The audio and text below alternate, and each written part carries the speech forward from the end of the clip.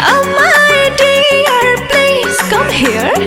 Oh my dear, please come here. कर लो romance आज line है क्लियर। अब ही तय रानी काला आराम हो, थोड़ी देर बाद हो खेला तमाम हो। देखो बॉडी से बॉडी के मिल हो गए। खेल हो गई कवन खेल हो गई, डबल ड्यूटी वाला खेली कैसे खेल, दादा रे माथा फेल हो गई, लागे जाता में पिसा जाई बकेल, दादा रे माथा फेल हो गई। आज हमारे राजा लड़ाला नजरिया, आके समझा तू दिल के भीतरिया। ए रानी मनवा में धीर तनी धारा, बात मान कुछ देर सबर तू करा।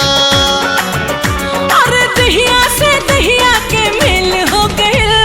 खेल हो गई कवन खेल हो गई, डबल ड्यूटी वाला खेली कैसे खेल, दादा रे माथा फेल हो गई, लागे जाता में पिसा जाई बकेल, दादा रे माथा फेल हो गई।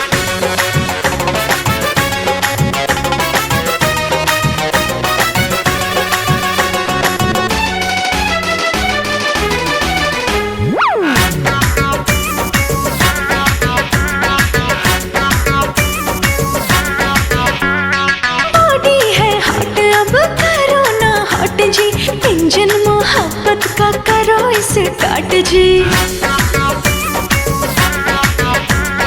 रात बाटे बाकी हो बात बाटे बाकी, सजिया पे खुली खुर्रा ठात बाटे बाकी। छनके लचूड़ी खनक जाला कंगना, सुर हो सिंगार खोजे प्यार तो हर सजना।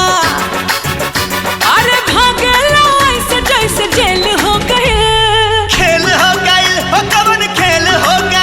डबल ड्यूटी वाला खेली कैसे खेल, दादा रे माथा फेल हो गई, लागे जाता में पिसा जाई बकेल, दादा रे माथा रे फेल हो गई।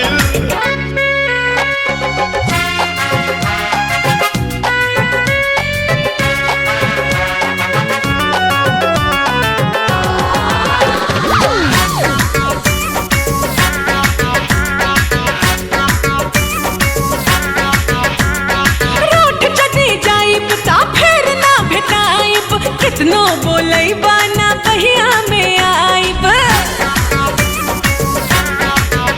हारू सबूत बहिया में तान ले हब तो होके, किस लेके करवा में बांध ले हब तो होके। ना जाने कैसा तू है हसबैंड, बाहों में आ जाओ कर दो ट्रेंड।